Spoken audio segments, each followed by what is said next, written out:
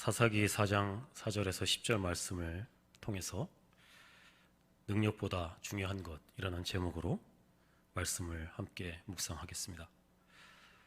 배불런 효과라는 말이 있습니다. 미국의 심리학자 배불런이라는 사람이 유한 계급론이라는 책에 처음 제시한 개념입니다. 상류층의 사람들이 자기의 능력을 과시하기 위해서 과시적인 소비를 하는 것을 이르는 말입니다. 상류층의 사람들이 자신의 능력을 드러내기 위해서 고가의 귀금속, 의류, 자동차 등을 구입을 하는데, 그런 사람들의 경우에 상품의 값이 오르면 오를수록 구입량이 늘어나고, 반대로 값이 떨어지면 구입량이 낮아지는, 누구나 살 수 있기 때문에 사지 않는 그런 경향들이 있다라는 얘기입니다. 비싸면 사고 싸면 사지 않는 그런 것이 바로 배불런 효과입니다.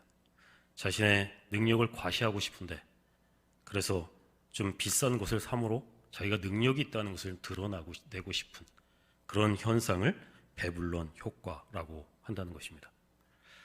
배불런 효과라는 말을 처음 들었을 때 저는 참 배부른 소리다라는 생각을 했습니다.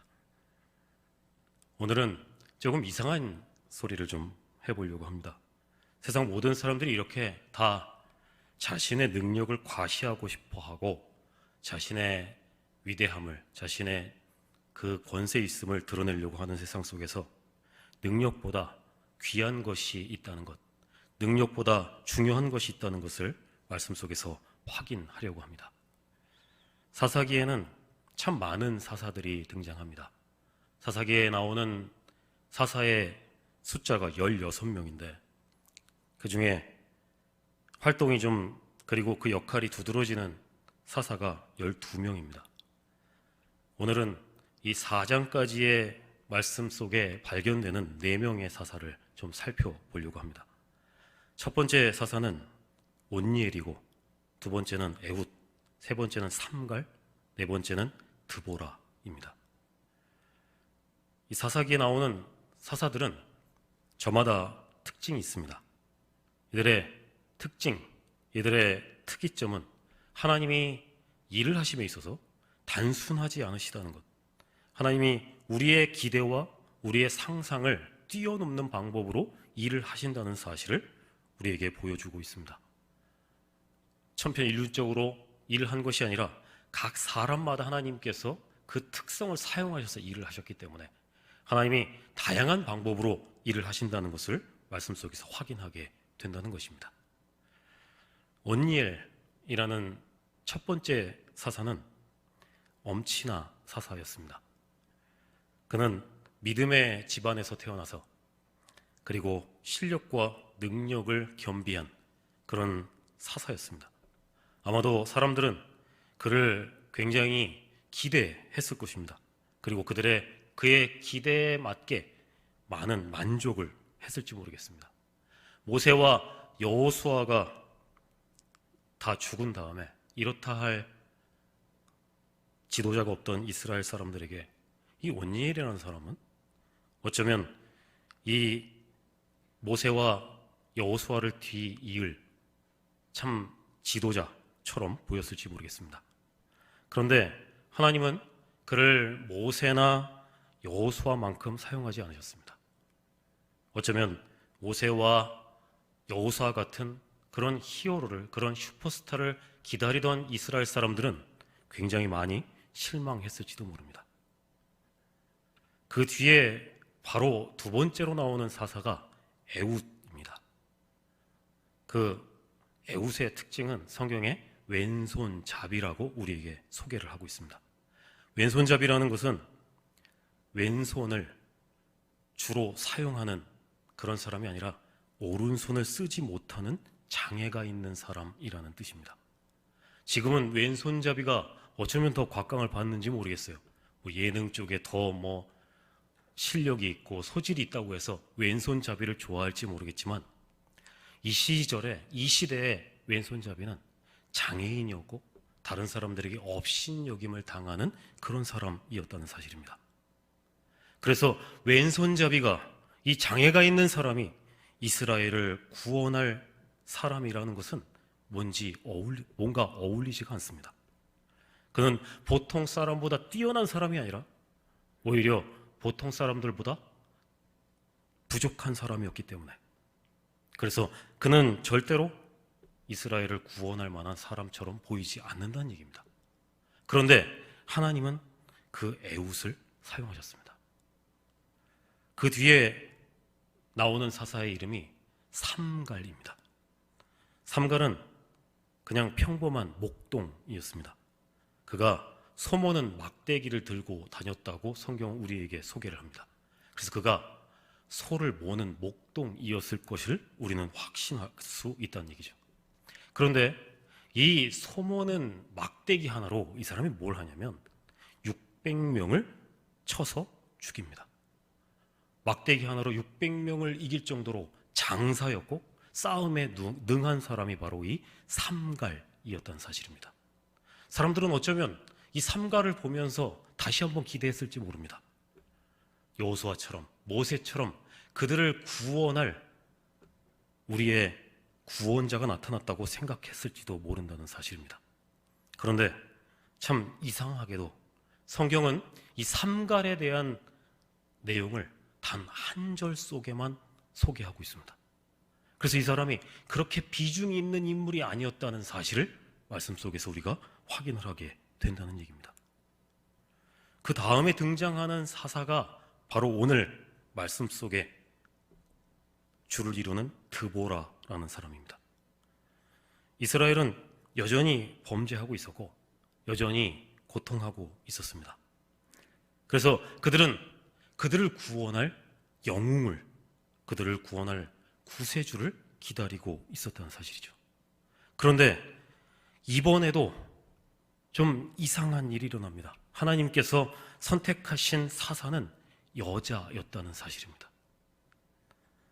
그리고 그의 본래 직업은 사사가 아니라 선지자였습니다. 아무런 힘도 없고 아무런 능력도 없는 그저 하나님의 말씀을 받아 전달하는 자였다는 사실이죠. 이방 민족의 압제로부터 이스라엘을 구원해야 할 이 사사로는 좀 힘이 센 사람이 돼야 되잖아요. 적어도 군인이 아닐지라도 힘은 좀 셌으면 좋겠는데, 그래서 삼갈처럼 좀 뭔가 보여줄 수 있는 사람이었으면 좋겠는데, 지금 드보라는 너무나도 연약한 여자였다는 사실입니다. 어쩌면 드보라와 함께 일을 했던 바락이라는 사람이 더 사사에 걸맞는 사람처럼 보일지 모르겠습니다. 그런데 하나님은 바락이라는 사람이 분명히 있음에도 불구하고 바락이 아니라 드보라를 선택하셔서 그를 사사로 세우셨습니다. 게다가 하나님은 선지자 역할을 하고 있는 사람을 부르셔서 굳이 선지자와 사사를 한꺼번에 하게 하신다는 사실입니다. 또 한 가지 주목할 것은 이 드보라 때에 이스라엘을 괴롭혔던 민족이 어느 민족이었냐면 가나안이었다는 사실입니다. 이전까지 3명의 사사가 상대했던 사람들은 메소포타미아, 모압 같은 이방 민족이었습니다. 가나안 민족이 아니라 이방 사람들이었다는 얘기죠. 그리고 블레셋도 마찬가지로 지속적으로 그들을 괴롭혔던 그런 민족이었다는 사실이죠. 그래서 그들은 이 별로 우리가 신경 써 볼 필요가 없는데, 지금 이 드보라가 활동하던 때에 그들을 괴롭혔던 민족은 가나안 민족이었다는 사실입니다. 이게 왜 중요하냐면 하나님께서는 이스라엘을 가나안으로 들여보내시면서 그들에게 명령하셨습니다. 너희는 이 민족을 반드시 정복해야 한다. 이 민족을 진멸해야 한다라고 말씀하셨다는 사실이죠. 그런데 이스라엘 민족은 그렇게 하지 못했습니다. 세월이 참 많이 흘렀음에도 불구하고 어쩌면 그들이 점점 더 세력을 넓혀서 지금 이스라엘을 위협하고 이스라엘을 압제하는 지경에 이르렀다는 사실입니다. 그것은 이스라엘이 가나안 점령이라는 하나님의 명령을 온전히 순종하지 못했다는 사실을 우리가 말씀 속에서 확인하게 된다는 얘기죠. 사사기 2장 22절, 3장 4절은 우리에게 이렇게 얘기합니다. 하나님께서 이 남겨진 가나안 족속을 통해서 이스라엘이 하나님의 말씀에 순종하는지 그렇지 않은지를 시험하고자 하신다. 하나님께서는 이 가나안 민족을 쳐서 정복하기를 원하셨고 그것이 하나님의 말씀을 듣는 일이라고 말씀하셨음에도 불구하고 이스라엘은 그런 하나님의 말씀에 순종하지 않았고 그 결과 그들에게 오히려 어려움을 당하는 그런 상황 속에 있게 되었다는 얘기입니다. 이런 어려운 상황 속에 있는데 지금 하나님께서는 이 여자인 드보라를 세우셔서 이 민족을 다스리시겠다고 구원하시겠다고 말씀하고 계시다는 얘기입니다. 이스라엘은 여성의 권위를 별로 인정하지 않았습니다.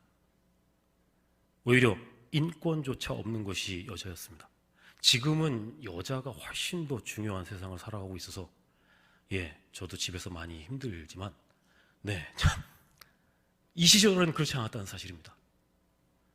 그래서 이스라엘 사람들이 절대로 이 여자의 말에 귀를 기울일 수 없는 그런 상황 속에 있었는데 하나님께서는 그럼에도 불구하고 이 지금 절체절명의 상황 속에 이 연약하고 너무나도 힘없는 여자를 세우셔서 이 여자를 통해서 하나님의 말씀과 뜻을 선포하셨다는 사실입니다. 그리고 이 이스라엘을 시험하기 위해서 남겨두신 이 가나안 족속을 다시 일으키셔서 이스라엘을 시험하고 있는 장면을 우리가 보게 됩니다. 왜 하나님께서 여자인 드보라를 그리고 선지자인 드보라를 왜 사사로 세우셔서 이 일을 하셨을까요? 전혀 주목받지 못하고 또 그 이야기에 귀를 기울일 것 같지 않은 드보라를 통해서 하나님은 하나님의 말씀을 선포하시고 사사로 사용하셔서 그 이스라엘을 시험하고 계십니다. 무엇을요? 이스라엘이 그 여자의 말조차 하나님의 말씀이기 때문에 순종하는가 순종하지 않는가를 보고 싶어 하셨다는 사실입니다. 그리고 드보라를 통해서 세워진 바락은 드보라의 이 이야기에 순종함으로 이스라엘을 구원하는 장면을 우리를 보게 됩니다. 말씀을 보면 그가 처음에는 좀 순종하지 않는 것처럼 보입니다. 그런데 그는 결국 드보라의 말에 순종했고 그래서 하나님께서 그와 함께 하셔서 그 드보라의 말에 순종한 바락을 통하여 가나안 군대를 무찌르는 장면을 우리가 보게 됩니다. 하나님은 처음부터 바락을 세우셔서 이 사사로 세우시고 그를 사용하실 수 있습니다. 그런데 하나님께서는 그렇게 하지 않으셨다는 사실이죠. 실제로 히브리서 11장에 보면 사사기의 인물이 4명이 등장을 합니다. 그 믿음의 사람들을 이 열거하는 11장에서 사사시대의 믿음의 사람 4명을 우리가 발견하게 되는데 그 가운데 한 사람이 바로 이 바락입니다. 그래서 이 바락은 믿음을 따라서 그 믿음에 순종한 사람으로 우리에게 보여주고 있다는 사실이죠. 그래서 드보라를 통해서 하나님은 바락처럼 순종하는 것이 온전한 일이라고 말씀하시며 이스라엘 민족이 바락처럼 그 여자의 말일지라도 순종하며 하나님의 일을 이루어 가야 한다고 말씀하고 계시다는 얘기입니다. 드보라를 통해서 하나님이 보여주시고자 했던 것은 하나님이 여자도 크게 쓰신다, 그런 단순한 이야기가 아닙니다. 하나님이 이 여자를 통해서 이스라엘이 하나님의 말씀에 순종하는가 순종하지 않는가를 보고 싶으셨다는 얘기입니다. 하나님은 한결같이 사사기 속에 그렇게 하셨습니다.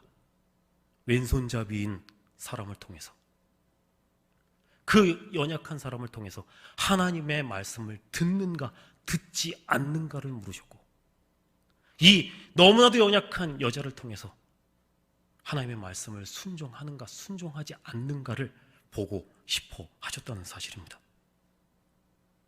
물론 드보라는 훌륭한 인물이었습니다. 흔하지 않은 여자 선지자였고 사사였습니다. 그것만으로도 그는 훌륭한 믿음의 사람이라고 할 수 있다는 얘기죠. 그러나 성경은 우리가 드보라를 보고 배우라 이렇게 말씀하지 않고 이 드보라를 통해서 우리가 하나님의 말씀을 듣느냐 안 듣느냐를 좀 보고 싶으시다고 말씀하고 계시다는 사실입니다. 지금 우리가 처해 있는 상황은 어떻습니까? 이스라엘이 정복해야 됐고 넘어서야 했던 가나안을 오히려 따르고 복종했던, 그렇게 살았던 이스라엘과 우리의 삶은 너무나 닮아 있을지 모르겠습니다.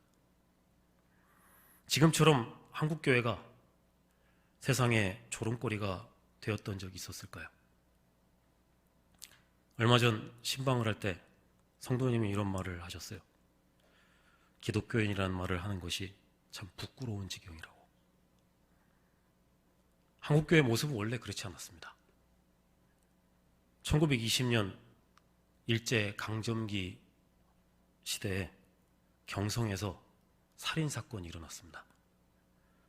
그런데 아무런 증거도 없었어요. 유일한 목격자는 야소교인 한 사람이었습니다. 야소교인은 지금의 기독교인을 옛날 이르던 말입니다. 법정에서 일본인 판사는 그 야소교인의 증언만으로 범인에게 사형 언도를 했습니다. 그리고 판결문에 이렇게 썼습니다.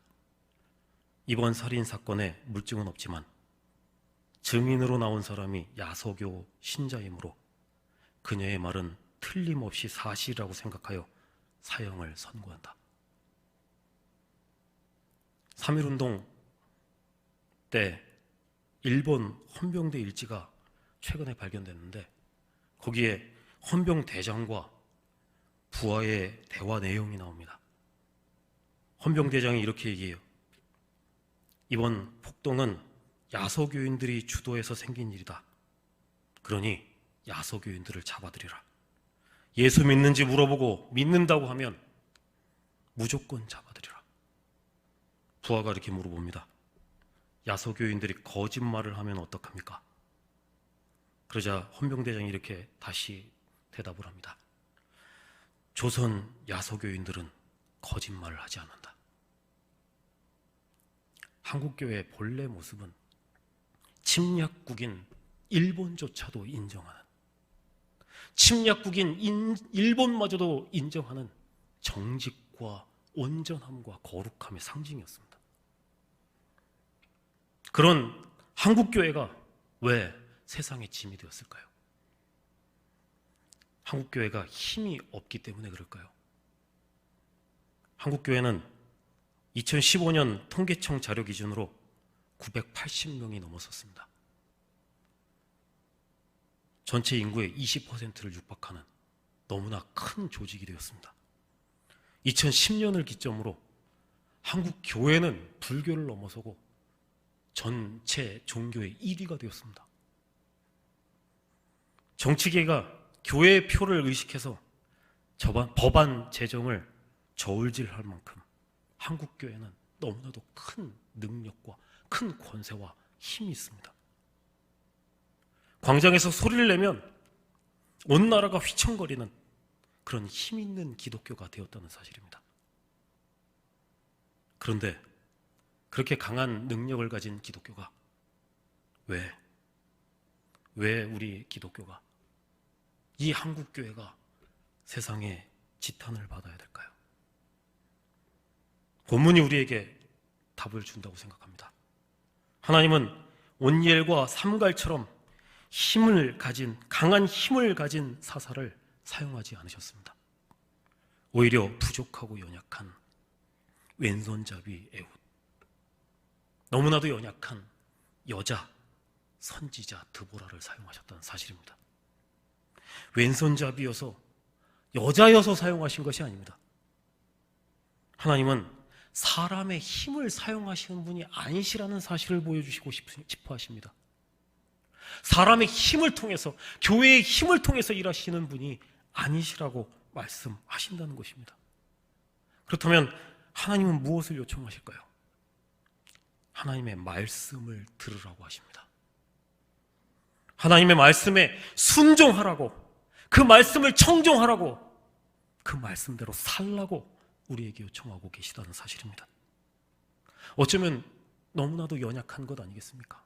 그 말씀대로 살아가는 것, 그 말씀에 순종하는 것, 한없이 연약하고 너무나도 부족한 것 아니겠습니까?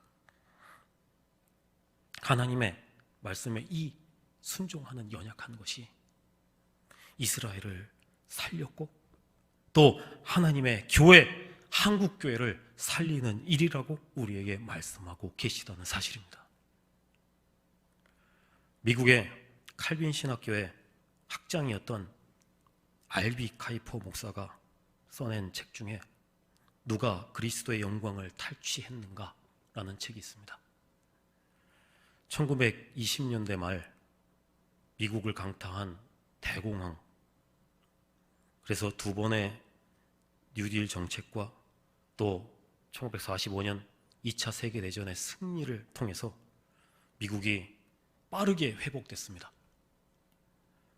그런데 회복과 동시에 너무나 풍족해진 미국은 급속도로 타락하기 시작했습니다. 그래서 이 교회를 떠나는 사람들이 너무나도 많아졌고 너무나도 타락하는 교회의 모습이 있었다는 사실이죠. 어쩌면 우리와 비슷하지 않습니까? 그 교회를 떠나는 사람들을 바라보며 탄식하며 1954년에 펴낸 책이 바로 이 누가 그리스도의 영광을 탈취했는가라는 책입니다. 그리스도의 몸된 교회의 타락을 지켜보면서 그는 그 범인이 하나님의 말씀을 떠난 교회라고 진단합니다. 그리고 교회 개혁을 어떻게 해야 할지 묻는 많은 사람들에게 한결같이 이렇게 얘기합니다. 당신의 시선을 성경에 두어라. 누가 그리스도의 영광을 탈취했는가? 하나님의 말씀을 떠나서 세상과 짝한 우리가 그 범인입니다. 교회의 영광은 힘으로 되돌릴 수 없습니다. 광장에서 지르는 소리로도 되돌릴 수 없습니다. 하나님은 에우처럼 드보라처럼 하나님의 말씀을 들으라고 말씀하십니다. 그 말씀에 순종하라고 말씀하고 계시다는 사실입니다.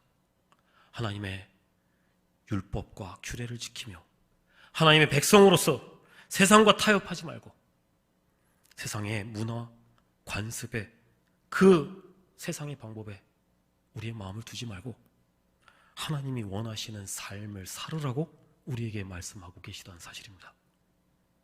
세상이 볼 때 어쩌면 너무나도 약해 보이는 말씀, 그 말씀 앞에서의 순종이 교회를 살리고 그리스도의 영광을 회복하는 힘이라고 우리에게 말씀하고 계시다는 사실입니다. 고린도후서 2장 9절에서 10절 말씀을 함께 읽어보겠습니다. 같이 했습니다. 나에게 이르시기를 내 은혜가 내게 족하도다. 이는 내 능력이 약한 데서 온전하여짐이라 하신지라. 그러므로 도리어 크게 기뻐함으로 나의 여러 약한 것들에 대하여 자랑하노니 이는 그리스도의 능력이 내게 머물게 하려 함이라. 그러므로 내가 그리스도를 위하여 약한 것들과 능력과 궁핍과 박해와 곤고를 기뻐하노니 이는 내가 약한 그때에 강함이라. 아멘. 하나님이 기뻐하시고 하나님이 원하시는 순종의 삶, 그 말씀에 귀 기울이는 삶을 살아가시는 여러분들 되시기를 바랍니다.